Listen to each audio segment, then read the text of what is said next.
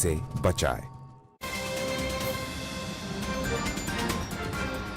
Break के बाद आपका स्वागत है। निफ्टी 1/4% के उछाल के साथ 16,300 के ऊपर। हाईलाइट है निफ्टी बैंक, जो अब 3/4% से ज्यादा की मजबूती, ऑलमोस्ट 300 अंकों का उछाल। तो निफ्टी बैंक जैसे वो पॉकेट है जो निफ्टी में मोमेंटम को ड्राइव करने में मदद करती है। तो आपने इसलिए वो देखा शुरुआती डिप से बहुत बड़ी अट्रैक्शन अब भारतीय बाजार वापस पकड़ते हुए। और रीजंस शायद हो सकते हैं, हम एशिया का आउट परफॉर्म इसलिए कर रहे हैं कि वीकेंड में जो बड़े रिलीफ मेजर्स अनाउंस हुए, और उसी कड़ी पे बातचीत कर रहे हैं हम लोग इस समय महिंद्रा लॉजिस्टिक्स के सीएफओ योगेश पटेल साहब से। Yogesh sir, pure play logistics players और आप थर्ड पार्टी लॉजिस्टिक्स, थोड़ा बिजनेस डिफरेंट। मुझे समझाएं, जो आप लोग कॉन्ट्रैक्ट करते हो अपने क्लाइंट्स के साथ, किस हद तक एम्बेडेड रहते हैं डीजल प्राइसेस पास ऑन को लेकर, और पास ऑन जब होता है तो इमीडिएट होता है या नहीं? मैं ये जानना चाहता हूं दरअसल इस वीकेंड के एक्शन से इमीडिएट रिलीफ कितना आने वाला है?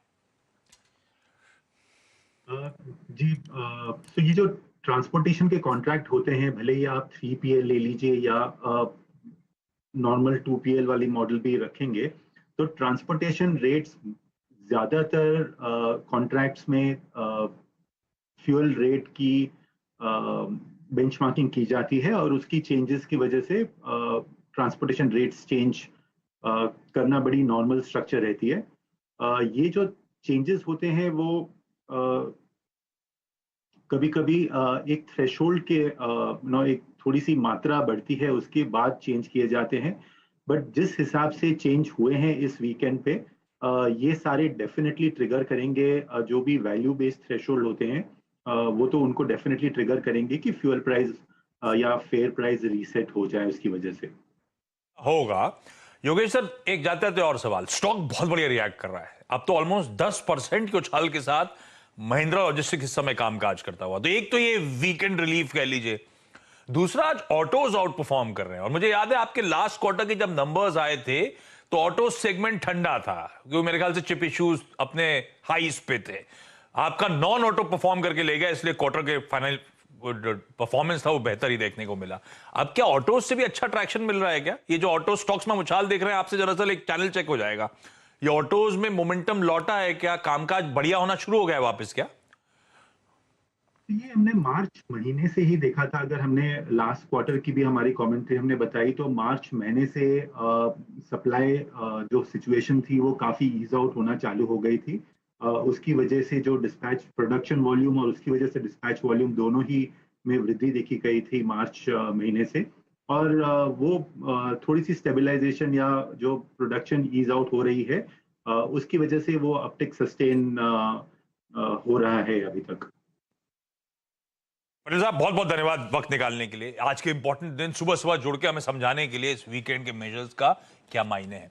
Thank you. और ना सिर्फ वैसे महिंद्रा लॉजिस्टिक्स, वीआरएल लॉजिस्टिक्स वगैरह देखिएगा, सारा इंडस्ट्री बहुत बढ़िया मूव इस समय देती हुई। और ये वो नेट प्रोड्यूसर ने बड़ा अच्छा डाला, ना सिर्फ सेंट्रल की तरफ से मूव, सेंटर प्लस स्टेट्स की तरफ से जो अब तक अनाउंसमेंट्स आ गए, राजस्थान, उड़ीसा, महाराष्ट्र, केरल, इन्होंने भी जो अपने और कटौती करी है उसका लम्स में इंपैक्ट मीनिंगफुल होना है, ध्यान रखें।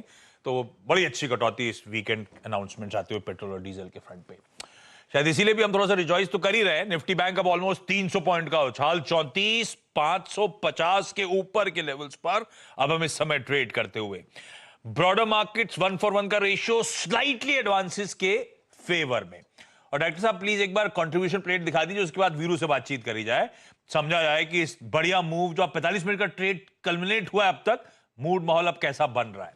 इन्फोसिस, आईसीआईसीआई बैंक, कोई मारुति ऑटोज में, क्योंकि आज बहुत अच्छा ट्रैक्शन है, आईसीआईसी बैंक के साथ कोटक और एचडीएफसी बैंक जोड़ दीजिए, अब वो सारी banking pocket, private banking measures अच्छी तरह से कंट्रीब्यूट करते हुए नजर आएंगे। लेकिन इन्फोसिस का एटलीस्ट कंट्रीब्यूशन के फ्रंट पे बड़ा अच्छा ट्रैक्शन आता हुआ, ये सब पॉकेट डोमिनेट कर रही है। वीरू, पहला 45 मिनट कैसा रहा? अब धीरे धीरे निफ्टी बैंक का जो आउट परफॉर्मेंस देखने को मिल रहा है वो देख के अच्छा लग रहा है। अब तो ऑलमोस्ट 300 पॉइंट के उछाल की तरफ हम बढ़ रहे हैं, क्या व्यू बन रहा है? बिल्कुल याद आशीष, 34,500 के ऊपर कन्विक्शन बनेगा आशीष। इन्फ्लेशन का रिलीफ होना और साथ ही साथ अगर आप देखें, आई थिंक कुछ कॉस्ट प्रेशर का कम होना, आई थिंक ये आज आप देखिए तो रेट सेंसिटिव्स में ऑटो और बैंक्स को अच्छे सूरत हाल में प्लेस करता हुआ। डायरेक्टर साहब प्लीज जरा 34,500 की इसकी पुट लेके आइएगा। आशीष 34,500 पे पुट राइटिंग विजिबल है और मैं आपको फिर कह रहा हूं आशीष के मेरा कन्विक्शन सिर्फ 34,500 के ऊपर था और अगर आप लॉन्ग है तो रहिए, है तो भी लीजिए और रिस्क लेना चाहिए आशीष, रिस्क डेफिनेटली लेना चाहिए। देखिए पुट्स में राइटिंग कैसी हो रही है आपकी स्क्रीन पे, ये 34,500 की पुट है। और आशीष एक और चीज बताऊं मैं आपको, यहां पर निफ्टी बैंक का 20 डे एक्सपोनेंशियल एवरेज प्लेस्ड है करीब 35,080 पे, तो बहुत स्ट्रॉन्ग चांसेस हैं कि इस सूरत हाल में ये उस जोन को अप्रोच करे। आज रिलायंस नहीं चल रहा है तो उसका हल्का सा आप देखें जो इम्पैक्ट है वो निफ्टी में विजिबल है, बट स्टिल मैं कहूंगा आशीष वो कॉल जो है सुबह सुबह 95 का हाई लगा के आई, अभी 73 पे ट्रेड कर रही है। उस कॉल के जरिए 16,500 की कॉल के जरिए लॉन्ग रहिए और आज के इंट्राडे लो को या फिर वही जो सुबह सुबह हमने डिस्कस किया था लो, आई मीन 16,190 उसको स्टॉप लॉस मान के चलिए। बट आशीष आज की स्ट्रेंथ और आज का अगर आप देखें जो इंडेक्स शाम तक अच्छा स्विंग दे सकता है वो है बैंक निफ्टी। 34,500 के ऊपर टिकना सबसे बड़े कॉल रेट जोन के ऊपर ये इंप्रेस कर रहा है आज बैंक निफ्टी के लिए आशीष। ओके, तेजी बैंक निफ्टी खासतौर पे इंप्रेस करती हुई। या राजेश सतपुते.com के राजेश सतपुते साहब हमारे साथ 10 के दमदार ट्रेड में मदद करने के लिए जुड़ते हुए हैं। राजेश जी से हमने सुबह भी बातचीत कर रखी है। राजेश जी फिर से आपको गुड मॉर्निंग है। थोड़ा सा मोमेंटम पिकअप हो रहा है। राजेश जी 10 के दमदार ट्रेड्स के दमदार पिक्स कौन से हैं? आशीष जी देखिए सुबह हमने दो पिक पे डिस्कस किया, एक तो था एक्सिस बैंक अंबुजा और जो अभी जो नया कहीं मोमेंटम मुझे अच्छा लग रहा है वो है एशियन पेंट। आप एशियन पेंट का चार्ट देखिए, बहुत बढ़िया चार्ट है यहाँ पे एशियन पेंट का। और सबसे बड़ी बात है जो रेजिस्टेंस था, जो कन्फ्लुएंस ऑफ रेजिस्टेंस जिस पे हम नजर रखते हैं वो था 3120 से लेके 3150। तो ये 3150 के ऊपर कन्विंसिंगली शॉर्ट कवरिंग कैंडिडेट है। तो ये एशियन पेंट जब बाय आपको स्टॉप लॉस रखना है 3140 का और जो टारगेट होगा वो रहेगा 3250 का। एट द सेम टाइम हमने एक पुराना एक कैंडिडेट को चुना है, वो है कमिंस। मुझे लगता है कमिंस में बहुत बढ़िया ट्रैक्शन है। मैंने सिर्फ स्टॉप लॉस को अपडेट किया है, 1010 का स्टॉप लॉस होगा कमिंस इंडिया का और 1080 प्लस का टारगेट कमिंस में आएगा। सो दो कॉल, कमिंस इंडिया जो एक रिपीटेटिव कॉल है और दूसरा जो रहेगा फ्रेश कॉल वो रहेगा एशियन पेंट। इंटरेस्टिंग। तो एशियन पेंट्स और कमिंस को रखना है रडार पे। कमिंस आज सुबह का दिया हुआ कॉल है, इसलिए आपकी स्क्रीन पे होल्ड, यहां पे तेजी और पिकअप होती हुई नजर आएगी। और कमिंस से याद आया आपसे कुछ ही देर बाद थर्मैक्स के एमडी और सीईओ आशीष भंडारी साहब भी हमारे साथ जुड़ने वाले हैं। तो कैपिटल गुड्स का मूड माहौल थोड़ी देर में और डिटेल में बातचीत, रिजल्ट्स पे जुड़ेंगे सर। अच्छा एक स्टॉक और उसके बाद हमारे साथ वेलेंटिस एडवाइजर्स के फाउंडर और एमडी ज्योतिर्वर्धन जयपुरिया सर भी जुड़ते हुए, तो उनसे भी बातचीत की शुरुआत करने वाला हूं। हम लोग ने क्योंकि लॉजिस्टिक्स स्पेस की बहुत डिटेल में अभी चर्चा करी और कंटेनर कॉर्पोरेशन का स्टॉक लेकर आइएगा। कॉनकॉर डेज हाइज वायदा का टॉप गेनर है 6.5% के अपटिक के साथ, हर टिक के साथ मजबूती और तूर पकड़ी है। सतपुते साहब जरा क्विकली चार्ट चेक दे दीजिए इसका, कंटेनर कॉर्पोरेशन कॉनकॉर।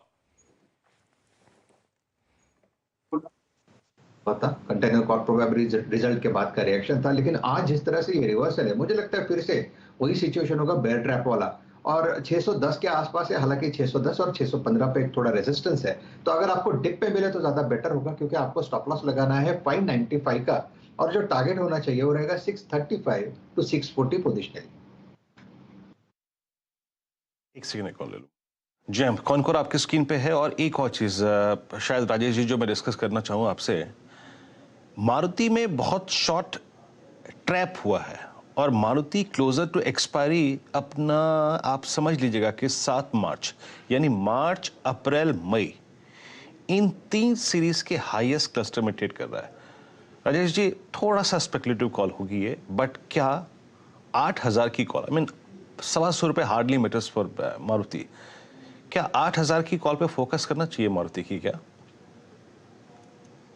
इनफैक्ट मुझे याद है फ्राइडे के सत्र में बाजार ओपन होने के बाद का जो पहला पिक था मेरा वो था मारुति। और मारुति में देखिए जो टारगेट था वो था 7660 और ये अभी चल रहा है 7,890 के आसपास। तो ये अपने कन्फ्लुएंस को निकाला है, इसने अपने रेजिस्टेंस जोन को निकाला है। तो ये कम से कम 8,000 8,200 तक जाएगा। तो आपने जो कॉल का जिक्र किया 8000 का, जो करीबन 58 के आसपास है, correct me if I am wrong, इसे बाय करना चाहिए। मेरे हिसाब से जिनके लो का स्टॉप लॉस लगा के यहाँ पे लॉन्ग करें, यहाँ पे आपको ट्रैक्शन मिलेगा, प्रोबेबली 100 के पार चला जाएगा, क्योंकि फ्यूचर में इसका टारगेट यानी पहला रेजिस्टेंस बनता है 8000, जहाँ पे सबसे ज्यादा कॉल राइटर खड़े हैं। ओके, चलिए अब मार्केट बिग वॉइसेस पे कर लेते हैं फोकस। और आज उस कड़ी में हमारे साथ वैलेंटिस एडवाइजर्स के फाउंडर और एमडी ज्योतिवर्धन जयपुरिया सर जुड़ते हुए। ज्योति सर, स्वागत है सीएनबीसी आवाज पर। Good morning. लास्ट जब चर्चा हुई थी तो मुझे याद है वो हम लोग बातचीत कर रहे थे आपके उस कमेंट पे कि मार्केट T20 फेज से टेस्ट के फेज में आ गया है। अब उस टेस्ट के फेज में कब तक रहने वाले हैं सर हम लोग? अब मूड मॉल कैसा है? और ये रीसेंट करेक्शन के बाद एटलीस्ट, और पिछले हफ्ते के अपमूव्स और रेरे के स्क्रीन पे जो थोड़ी तेजी नजर आती है, ये बड़ा सवाल सबके जहन में ये आ रहा था कि अब का कुछ मूड माहौल बदला है क्या? अब हम गिरने की जगह साइडवेज कंसोलिडेशन के फेज में एटलीस्ट जा चुके हैं, ऐसा मानूं क्या आप सर? हाँ, ऐसा मान सकते हैं। तो ये जो T20 से टेस्ट मैच का मैंने जिक्र किया था, उसमें दो क्षण आते हैं, एक तो प्राइस करेक्शन आता है और दूसरा टाइम करेक्शन आता है।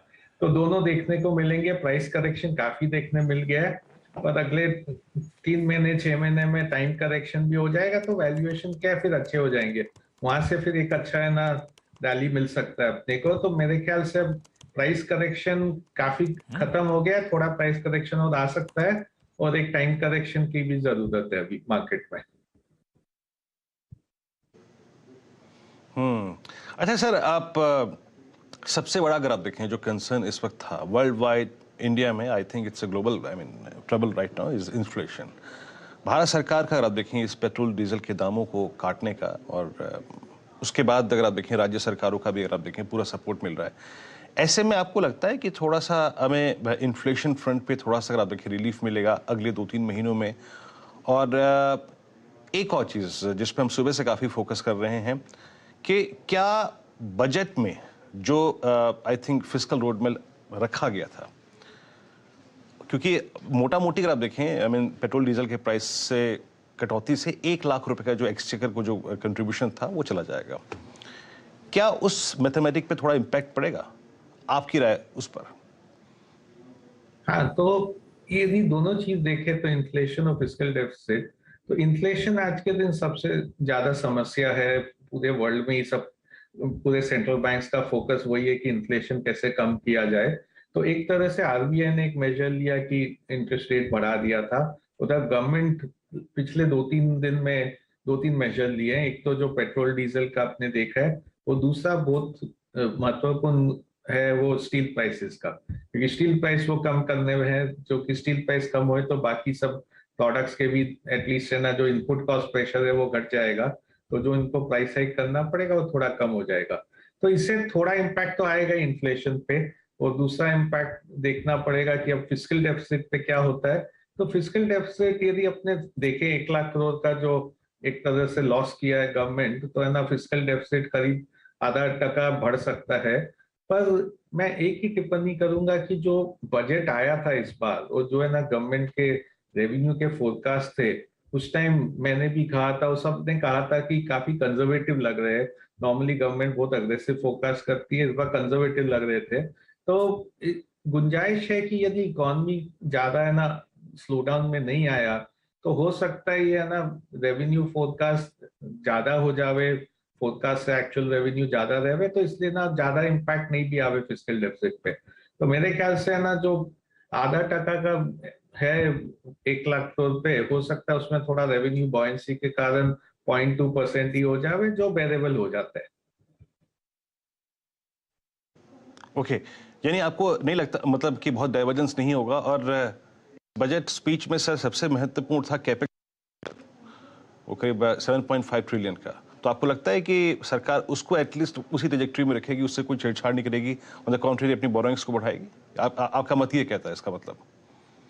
मेरा तो है कि कैपेक्स उसी दिशा में रखना वो बहुत जरूरी है मेरे हिसाब से, क्योंकि इकोनॉमी स्लो डाउन नहीं हुए, इसलिए सबसे ज्यादा महत्वपूर्ण आज के दिन है कि गवर्नमेंट का स्पेंडिंग चालू रहे।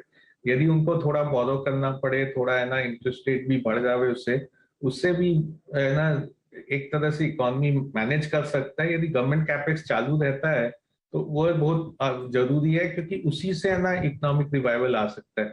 पहले फेज में गवर्नमेंट को स्पेंड करना पड़ेगा, उसके बाद प्राइवेट सेक्टर कैपेक्स चालू होएगा। इकोनॉमी की, सरकार के स्टेप्स की, फिस्कल डेफिसिट की इतनी चर्चा हो रही है, महंगाई की, तो ऐसे में कुछ ही देर बाद सीएनबीसी आवाज पर एक्सक्लूसिव आरबीआई गवर्नर साहब का इंटरव्यू, महज ऑलमोस्ट 3.5-4 घंटे में 12 बजे के आसपास। और ये पहला इंटरव्यू होगा वो मिड साइकिल जो रेट्स रिव्यू करे उसके बाद। तो इंटरेस्टिंग होगा इन तमाम डेवलपमेंट्स के बीच में सुनना गवर्नर साहब का व्यू। जुड़िएगा, जुड़े रहिए, वैसे भी जुड़े हुए हुए आप, और 12 बजे ये इंटरेक्शन आपको सुनाएंगे लाइव। जहां तक मार्केट, अच्छा ज्योति सर, आपने अपने व्यूज तो रख दिए, करेक्शन का फेज और टाइम वाइज, प्राइस वाइज, वो सब ठीक। आप लोग फिर वैलेंटिस में कर क्या रहे हो? पैसा फ्लोज तो आ रहे हैं, हम रिटेल ने हाथ तो खींचा नहीं बाजार से, तो आई एम श्योर वैलेंटिस के पास भी फ्लोज कंटिन्यू हो रहे होंगे। उस फ्लोज को कैसे चैनलाइज कर रहे हो सर आप लोग? क्या लार्ज कैप से बेट कर रहे हो? पर वैलेंटिस एडवाइजर्स सब जानते हैं अपने मिड कैप स्मॉल कैप से पकड़ के लिए, खरीद रहे हो क्या आप उस पॉकेट को? हाँ, तो फ्लोज जैसे आपने सही कहा, फ्लोज आ रहे हैं। इनफैक्ट है ना, मार्केट में गिरावट आने के बाद फ्लो बहुत ज्यादा आने लग गए, क्योंकि एक तरह से सब इन्वेस्टर्स को भी लगा कि अब है ना थोड़ा वैल्यूएशन अच्छा हो गया है। दूसरा, हम लोग थोड़ा थोड़ा इन्वेस्ट कर रहे हैं। यदि अपने पिछली बार जब मिले थे तब मैंने कहा था कि हम लोग काफी कैश रख रखे पोर्टफोलियो में, 15 से 20% कैश रख रखे हैं। तो पिछले एक हफ्ता 10 दिन में हम लोग थोड़ा कैश डिप्लॉय किया, अभी भी कैश है, करीब 12% कैश अभी भी हम लोग के पोर्टफोलियो में है। पर पिछले 1-2 हफ्ता में हम लोग डिप्लॉय किए हैं, क्योंकि है ना बड़े प्राइस पॉइंट्स अट्रैक्टिव हो गए थे। और हम लोग कहाँ डिप्लॉय कर रहे हैं, 1-2 सेक्टर बता दूं। एक तो बैंक्स में डिप्लॉय कर रहे हैं, जहाँ पे ना काफी सस्ता है और 1 साल तक है ना अर्निंग्स में काफी बढ़ावा आना चाहिए, क्योंकि एनपीए कम हो जाएगा। दूसरा, हम लोग डिप्लॉय कर रहे हैं थोड़ा ये सीमेंट और कैपिटल गुड्स जैसे सेक्टर में, जहाँ पे टेम्पररी पेन है। तो ये जो स्टील प्राइस इंक्रीज था उससे मार्जिन प्रेशर में थे, और अब वो जो मार्जिन प्रेशर थोड़ा थोड़ा कम होएगा, क्योंकि एक तो स्टील प्राइस घट जाएगा, दूसरा है ना इन लोग प्राइस पास ऑन भी कर रहे हैं। तो ये 2-3 सेक्टर पे ध्यान दे रहे हैं और वहां पे इन्वेस्टमेंट चालू है हम लोग का। बैंक्स का आपने आप देखें स्पेशली जिक्र किया सर। ऑटो में पिछले कुछ समय से बाइंग नजर आ रही है। जब आशीष के इस प्रश्न का आप उत्तर दे रहे थे कि हाँ आप खरीदारी कर रहे हैं, किस स्पेस में खरीदारी कर रहे हैं, क्या ऑटो आपकी प्रिफर्ड लिस्ट में है इस वक्त? ऑटो को, या फिर ऑटो में भी कोई धड़ा, कोई specific segment, 2 wheeler segment, commercial vehicle segment, passenger vehicle segment, या फिर ईवी से जुड़ी हुई सारी की सारी ऑटो एंसिलरी? तो यदि ऑटो में हम लोग देखें तो सबसे ज्यादा हम लोग का एक्सपोजर है सीवी सेगमेंट में, सीवी और उसके एंसिलरीज में, क्योंकि सीवी का साइकिल अब चालू ही हुआ है। और जब ये साइकिल अपटिक चालू होता है तो ज्यादातर 2-2.5 साल तक तो चलता है। तो अपने इसको बॉटम पे खरीद लेवे तो है ना साइकिल के पीक तक काफी शेयर प्राइस में वृद्धि मिल जाती है। हम लोग का एक्सपोजर ज्यादा ओईएम से ज्यादा ये इसके ऑटो एंसिलरीज पे है, जहाँ पे हम लोग का एक्सपोजर है सीवी ऑटोज में। ज्योति सर, पता है आज की स्क्रीन देख के हम सब रिटेल के जहन में एक ही सवाल आ रहा है। हमारा क्या माइंडसेट ऐसा है कि जो गिरता है हमें लगता है सस्ता हो गया है। मेटल बहुत गिर रहा है आज, तो ये जो 10-15% का कट है, ये डिप्स में आप खरीदारी करोगे क्या? तो देखिए, मेटल्स में हम लोग है ना 6 महीने से अवॉइड कर रहे हैं मेटल्स को, और है ना बीच में शेयर ऊपर भी गए और फिर नीचे भी आए हैं। तो उसका रीजन एक ही है कि अब एक साइकिल्स होते हैं, स्टील में साइकिल बहुत ज्यादा होते हैं, और जब साइकिल पीक पे आते हैं उसके बाद जब साइकिल नीचे आता है तो वो प्रिडिक्ट करना बहुत मुश्किल होता है। पर काफी जोर से प्रॉफिटेबिलिटी भी घटता है और शेयर प्राइस भी काफी जोर से घटता है। तो हम लोग के अनुमान से स्टील की जो प्रॉफिटेबिलिटी थी वो एक तरह से पीक हो गई थी। वो स्टील की शेयर प्राइस इसके लिए था कि यहाँ से रिस्क रिवॉर्ड फेवरेबल नहीं है। यदि कभी है ना साइकिल डाउनटर्न में चालू हो जाएगा तो शेयर प्राइस में काफी गिरावट आ सकता है, इसलिए हम लोग स्टील को अवॉइड कर रहे हैं। मार्केट में क्या है ना कि बहुत सारे चीजें जो सस्ते दिख रहे हैं, तो एक ऐसा सेक्टर जहाँ पे रिस्क रिवॉर्ड इतना फेवरेबल नहीं है हम लोग अवॉइड कर रहे हैं। और ये 10% फॉल के बाद भी हम लोग ऐसे कोई उछल के लेने वाले नहीं है स्टील को। Sir thank you so much जुड़ने के लिए, बहुत बढ़िया तरीके से मार्केट्स पे बातचीत करके समझाने के लिए अपने व्यू पॉइंट्स। और अब वक्त है सीएनबी से वास पे कॉर्पोरेट स्कैन का, और उस कड़ी में आज हमारे साथ हैं थर्मैक्स के एमडी और सीईओ आशीष भंडारी सर। आशीष सर हाय, गुड मॉर्निंग। अच्छा आशीष सर, के थर्मैक्स के रिजल्ट्स आए थे, उस पर भी स्ट्रीट इस समय रिएक्ट करता हुआ नजर आएगा आपको। प्लीज स्टॉक्स भी स्क्रीन पे दिखाइएगा। बढ़िया रेवेन्यू मोमेंटम, 26-26.5% साल दर साल आय में उछाल, पर उसके सामने आशीष सर ऑपरेशनल परफॉर्मेंस कमजोर। इबीटा जब आय 26% बढ़ी, इबीटा 3% गिरा, मार्जिन्स 200 बेसिस पॉइंट्स कॉन्ट्रैक्ट हुए। क्या कारण इस तरह के दबाव का? क्या पूरी तरह से वो बढ़ती कमोडिटी की कीमतें वही मार्जिन को डेंट कर रही हैं, या दिक्कत कुछ और भी है सर? बिल्कुल ठीक नब्ज पे हाथ पकड़ा है। कमोडिटी प्राइसेस का सबसे ज्यादा इम्पैक्ट हुआ है। एंड देखा जाए तो जो वॉर के बाद इमीडिएटली मार्च में जो इम्पैक्ट हुआ वो सबसे ज्यादा उसका फर्क पड़ा है। और हमारे जो 3 बिजनेसेस हैं सबसे बड़े वाले, उनमें जो केमिकल्स बिजनेस है उसमें कमोडिटी प्राइसेस के अलावा 2 और चीजों का अफेक्ट हुआ है। एक तो जो फ्रेट था वॉर की वजह से पूरा आगे पीछे हो गया, तो हमारा जो काफी प्रोडक्शन था वो क्योंकि ये केमिकल्स बिजनेस एक्सपोर्ट्स पे डिपेंड है काफी, तो काफी जो कंटेनर्स वगैरह शिप्स में थे उनको यूएस और यूरोप पहुंचने में जो डिलेज वगैरह हुए, उससे उस बिजनेस पे काफी इम्पैक्ट हुआ। और हमारे केमिकल्स बिजनेस में कुछ एक्सपोर्ट्स रशिया में भी होते हैं, तो वो सारे एक्सपोर्ट्स जो कि थोड़े प्रॉफिटेबल हैं पूरे जीरो हो गए।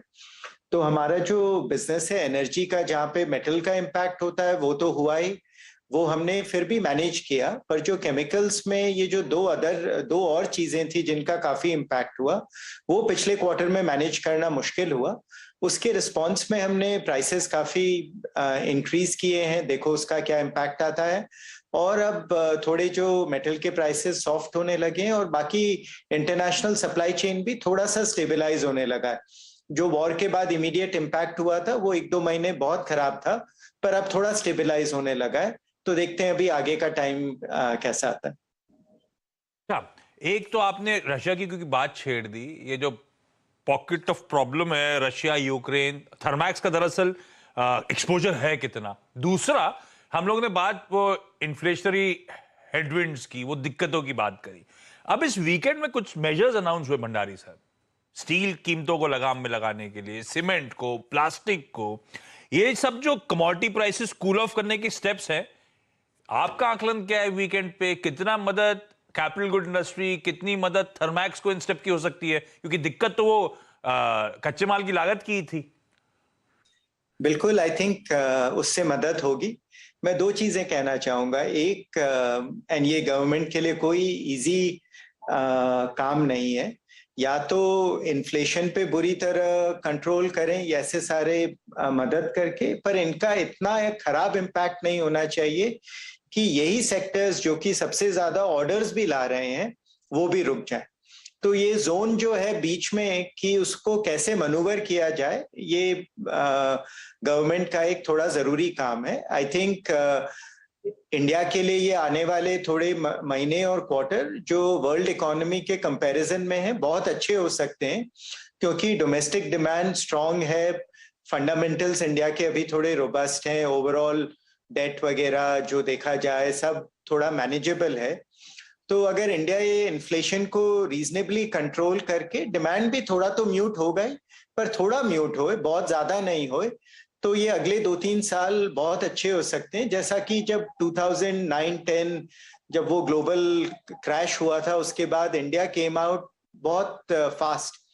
तो ये इंडिया के लिए अगले 2-3 क्वार्टर साल बहुत अच्छे हो सकते हैं, अगर ये थोड़ा जोन मैनेज किया जाए कि डिमांड कम नहीं होना चाहिए पर इन्फ्लेशन रॉकेट नहीं होना चाहिए। तो वो जोन अवेलेबल है मेरे हिसाब से इंडिया के लिए, ये पहला। दूसरा, थर्मैक्स का वैसे रशिया पे एक्सपोजर बहुत ज्यादा नहीं है, कि हमारे केमिकल्स बिजनेस में करीब 10-20 करोड़ का हर क्वार्टर का बिजनेस है, वो भी हम रेप्लिकेट कर लेंगे, वो कोई बहुत मुश्किल काम नहीं है। जो इम्पैक्ट हुआ था कि जो जैसे गैस हमारा केमिकल्स बिजनेस नेचुरल गैस पे डिपेंड करता है, और वो 2 महीने के लिए करीब गुजरात में नेचुरल गैस की कटौती हो गई थी, तो हमें प्रोडक्शन भी थोड़ा कम करना पड़ा था, थोड़ा सा मैनेज करना पड़ा था। आई थिंक वो सब अब वापस लाइन पे आ रहा है। तो overall direct impact Russian war का कम है, पर इनडायरेक्ट इम्पैक्ट जैसे commodity prices, freight prices, supply chain disruptions, उन सब का ज्यादा इम्पैक्ट। तो आसान शब्दों में फिर इसका मतलब क्या सर?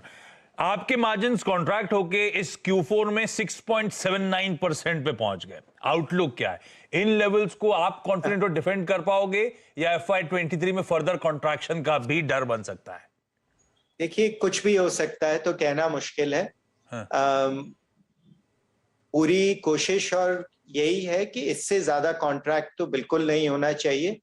कोशिश है कि बढ़ना ही चाहिए। एंड पर वो देखिए, हर 2 महीने में जो हम सोच रहे हैं कहानी जैसी लिखी जाएगी, वो कुछ नया नया होता जाता है, तो आगे बहुत ज्यादा देखना मुश्किल है। आई थिंक मई में जैसा कि आप देख रहे हैं गवर्नमेंट के इनिशिएटिव्स, ओवरऑल स्टील की डिमांड भी थोड़ी सॉफ्ट हुई है, जिसकी वजह से प्राइसेस थोड़े कंट्रोल में आए हैं।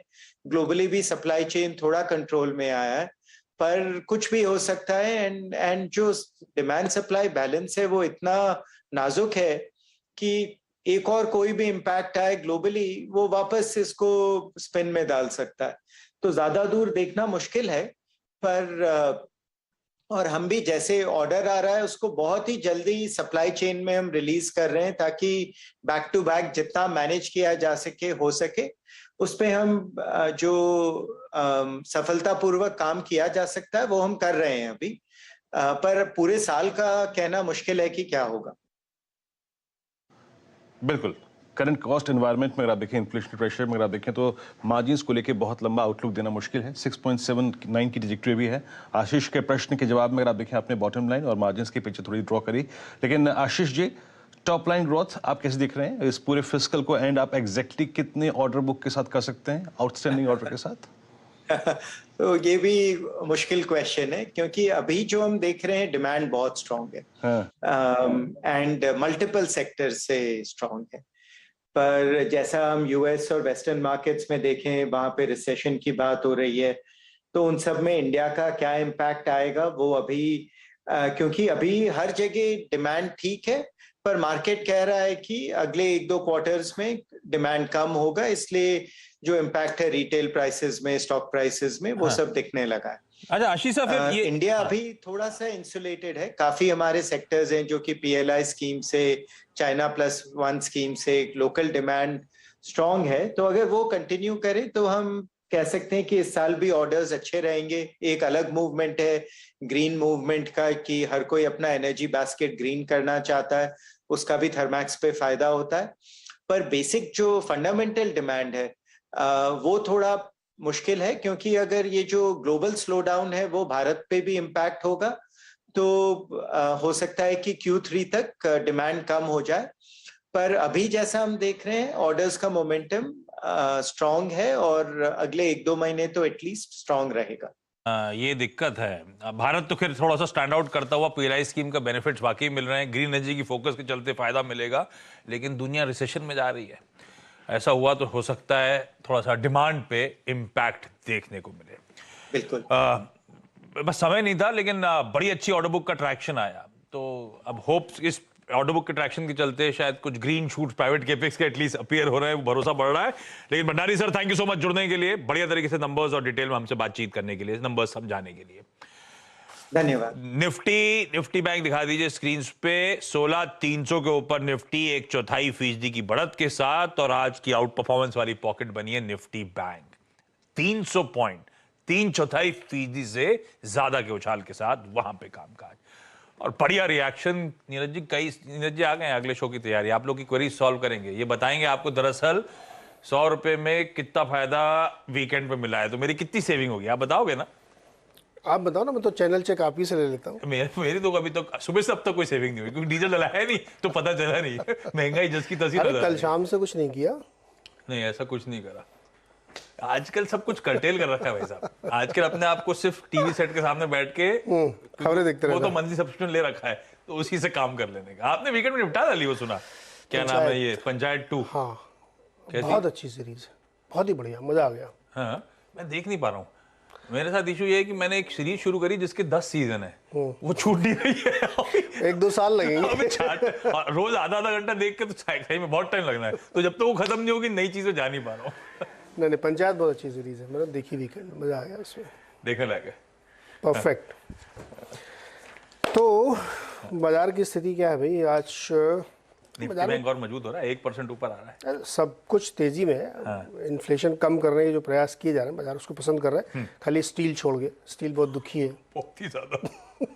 नहीं होना भी चाहिए। देखो सही कह रहे हैं वो, पोर्ट में सब माल अटका हुआ। Exactly. 2.5 लाख टन के ऑर्डर्स पड़े हैं एक्सपोर्ट के, अब उसमें 15% एक्साइज लगा दोगे तो कौन लेगा? 2.5 लाख टन तो खाली इनके हैं। इन्हीं के जेएसपीएल की बात हुई। 20 लाख टन पूरी इंडस्ट्री के पड़े हैं, तो ये तो मतलब थोड़ा सा फंस गया मामला, तो गड़बड़ हो गया। इमीडिएट रेट्रोस्पेक्टिव ऐसा क्या एकदम? नहीं, वो आज से लागू है। हालांकि मुझे इसमें एक सवाल है मेरा कि आयरन ओर की कीमतें करीब 36% गिर चुकी वाई और कंटिन्यूस गिर रही है वो। तो ऑफसेट हो सकता है, ऐसा नहीं कि एकदम ठीक है, इसमें आपको तगड़ा हिट लगेगा, लेकिन आने वाले समय फिर वो आयरन ओर तो बहुत कम है ना कीमत। इसमें मतलब एक्सपोर्ट में हिट लगेगा और बाद इसमें में तो लगेगा, क्योंकि जो जिस बायर ने जिस प्राइस पे लिया वो आपको बढ़ा के नहीं देगा, आप ड्यूटी आप भरो, वो माल फंस गया आपका। हाँ, वो तो आपको भरना पड़ेगा। खैर चलिए, मेटल को छोड़ के बाकी बाजार में अच्छी तेजी है, और उसी को दर्शकों के सवाल भी लेते हैं बहुत सारे, देखते हैं क्या निकलता है। चलिए शुरुआत करते हैं हेडलाइंस के साथ।